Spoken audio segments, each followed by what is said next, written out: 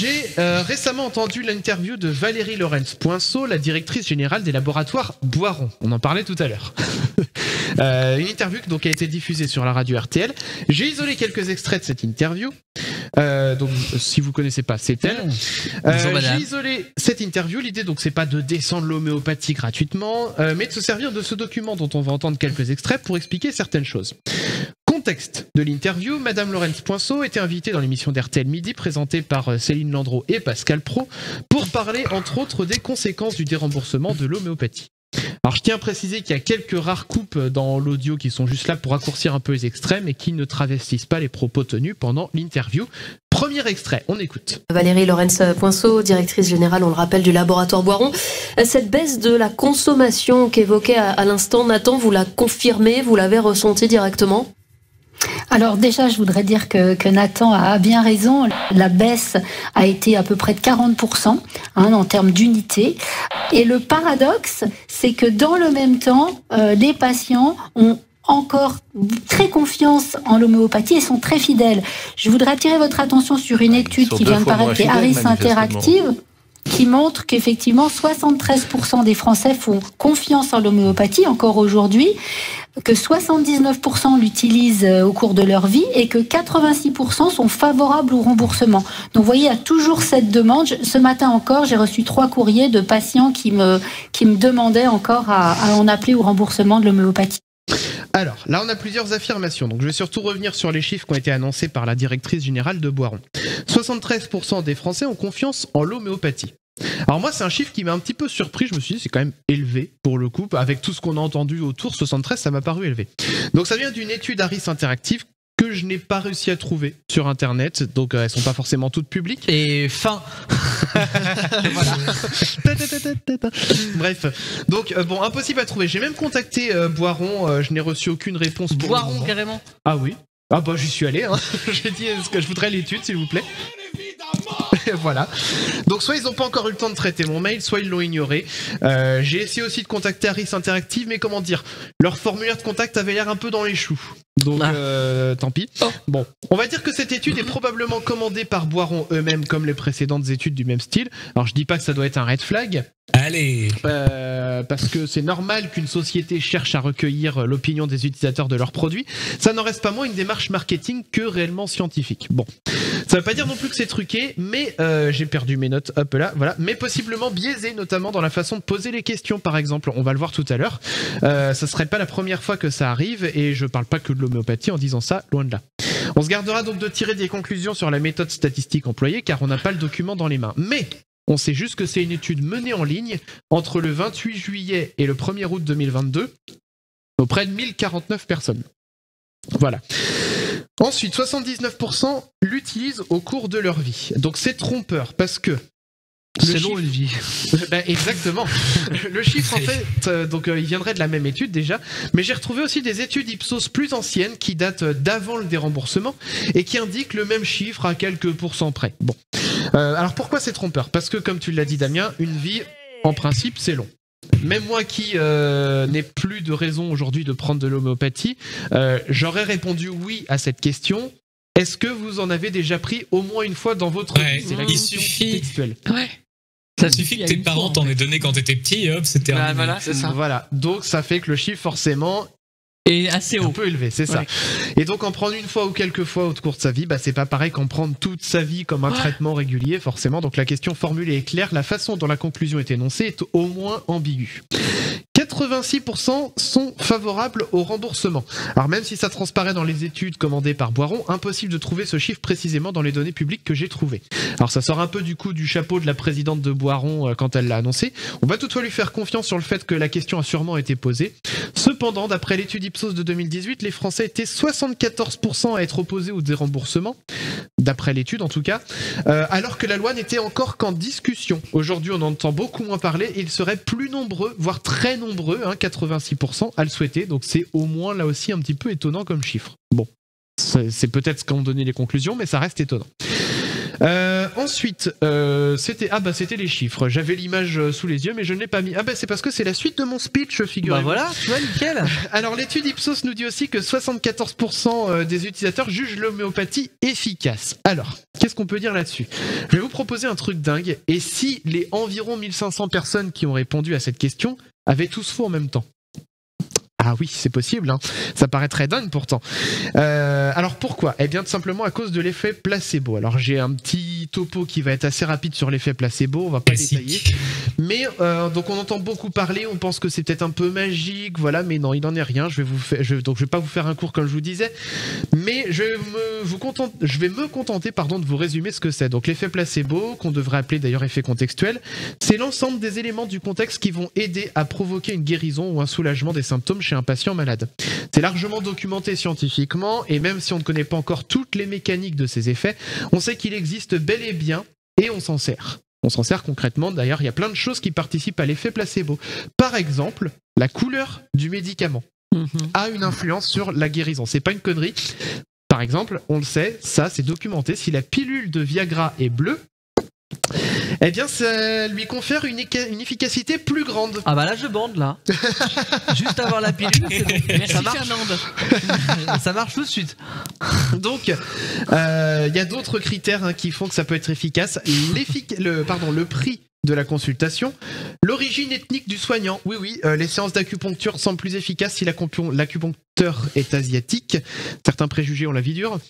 Et pour finir de résumer ce Mais qu'est qu'ils ont appris avec les meilleurs moines Shaolin du monde, alors forcément. Bah peut-être.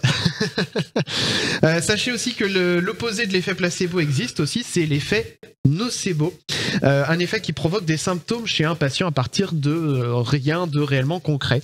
Il y a une histoire un peu connue quand on étudie ces effets contextuels. Un patient qui participait à une étude clinique sur l'efficacité d'un médicament a commencé à présenter des symptômes sévères après la prise du médicament en question, donc nausées, vomissements, etc. Alors que c'était justement un médicament placebo qui lui avait été administré. Donc vierge de toute substance active, et c'est là qu'on se rend compte que l'effet nocebo, ça aussi, ça existe. Donc pour en revenir à notre chiffre, ce n'est pas parce que 74% la jugent efficace que c'est vrai. Il faut chercher s'il n'existe pas d'autres raisons à l'efficacité avant de l'imputer directement à un effet réel de l'homéopathie.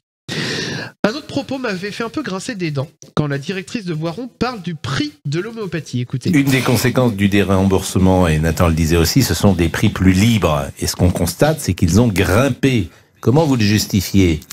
Alors, vous l'avez dit aussi tout à l'heure, la TVA est passée de 2,1% à 10%, donc ce qui, bien évidemment, a provoqué une hausse de l'homéopathie. Dans le même temps, il y a eu un ajustement avec l'inflation, mais comme tout autre médicament. Mais ce qu'il faut intégrer, c'est que nous avons toujours eu une politique de prix bas de nos granules en France. En Europe, vous voyez, le prix moyen est de 5 €. Donc en France, il est en moyenne de 3 €. Donc le prix de la granule, des tubes de granules en France reste assez bas comparativement aux pays européens et de toute façon reste un médicament qui est peu cher.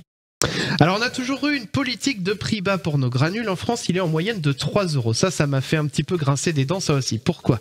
Parce que le médicament homéopathique le plus vendu en France, c'est... Le truc avec serpe rouge là. Oui. L'oscillococcinum. C'est bien ça, l'oscillococcinum, vendu. Oh là. Merci pour le son de toilette. Vendu à plus de 7 € la boîte de 6 doses. La notice recommande 3 prises par jour dès l'apparition des premiers symptômes pendant 1 à 3 jours. Autant dire que du coup, il faut au moins acheter 2 boîtes si on les achète sous ce format-là. Donc 14 €. Il existe aussi la boîte de 30 doses qui coûte entre 20 et 30 € selon là où vous l'achetez. Donc prix bas peut-être, mais visiblement pas pour leurs produits phares.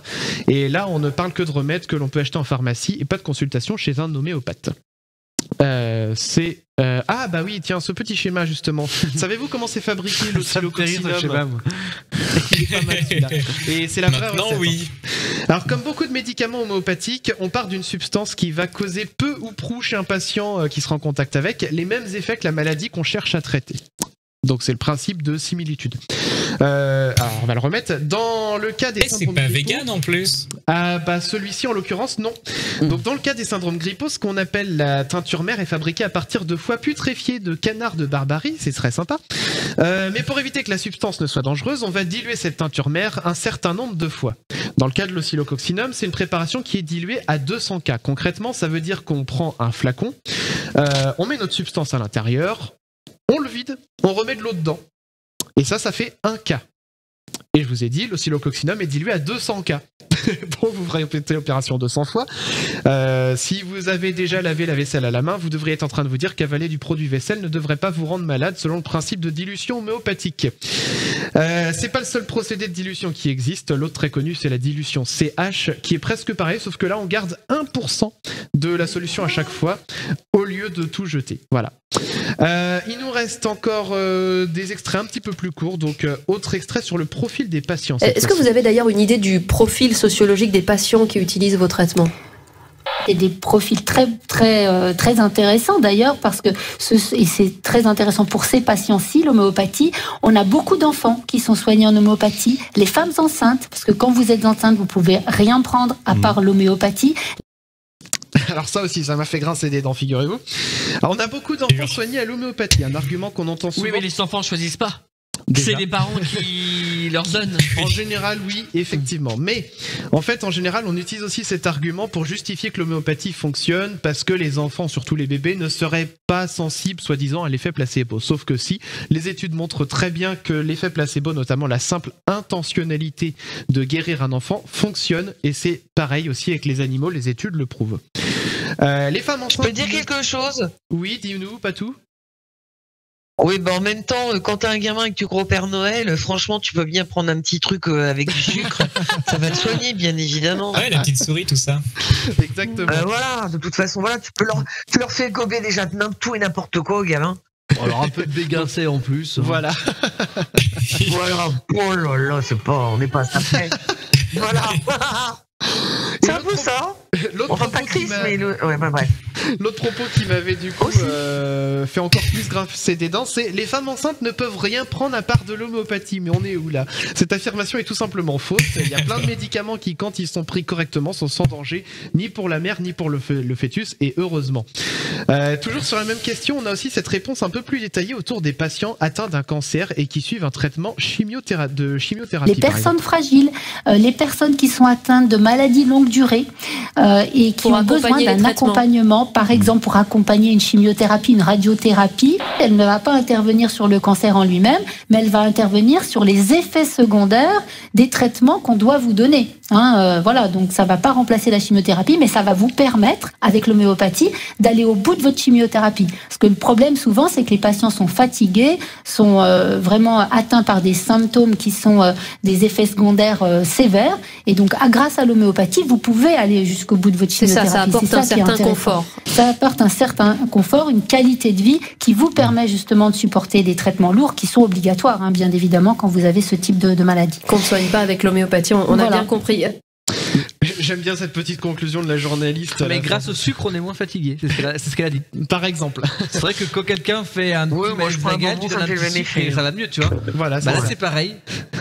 Ça soigne. Oh, c'est déprimant. Alors, si seulement c'était au cacao, au moins. Alors écoutez, il y a la vanille. Là, ce que j'ai envie d'en dire va peut-être un petit peu vous surprendre, vous allez voir. Donc, homéopathie pour enrayer les effets secondaires de la chimiothérapie et aller au bout.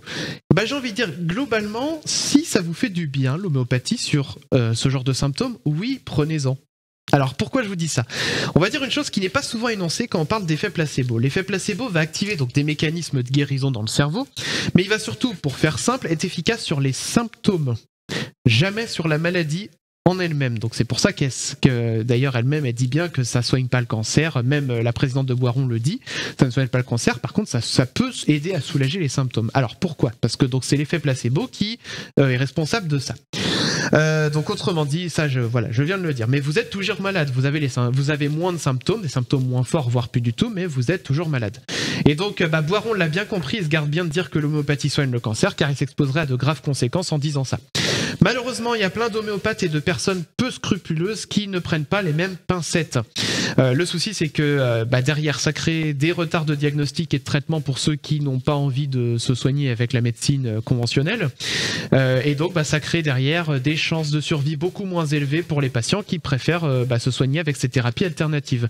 Et on n'a pas besoin de chercher bien loin pour trouver des témoignages de ce genre. Alors, j'avais fait un screenshot, mais que je n'ai pas mis finalement, donc vous ne le verrez pas, mais c'était une personne qui disait que l'homéopathie avait soigné son cancer. Ça se trouve facilement dans des forums, des choses comme ça. Bref, donc non, ça ne soigne pas le cancer. Pour finir, une toute petite pépite sonore. Écoutez, c'est très rapide. Ah, c'est tellement rapide qu'on l'a pas entendu, dis donc. Ah, bon bah vous l'entendrez pas, c'est pas grave. Oh merde.